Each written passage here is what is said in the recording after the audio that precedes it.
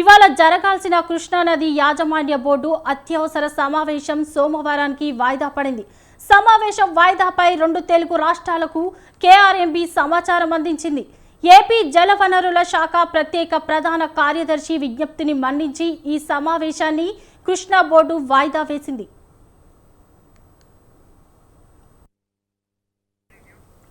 AP తన కోటాకు మించి నీటిని తరలించుకుపోతున్నా ఏమీ జరగనట్టే కృష్ణా బోర్డు చోద్యం చూస్తూ ఉండిపోతుందన్న విమర్శలు వ్యక్తమవుతున్నాయి. వాటాల ప్రకారం నీటిని తీసుకోవాల్సి ఉన్నా ఏపీ ఇప్పటికే తన వాటా 512 టీఎంసీలకు మించి అదనంగా 130 టీఎంసీలను తోడేసుకుంది. అయినా ఏపీని కృష్ణా బోర్డు అడ్డుకోవడం కాదు కదా, కనీసం ప్రశ్నించడం లేదని తెలంగాణ నేతలు ఆరోపణలు చేస్తున్నారు.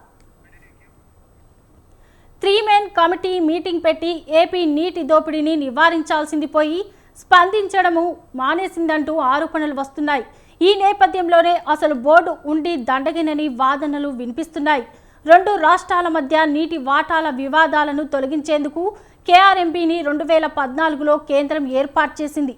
విభజన చట్టంలోనే బోర్డు ఏర్పాటు గురించి పేర్కొంది.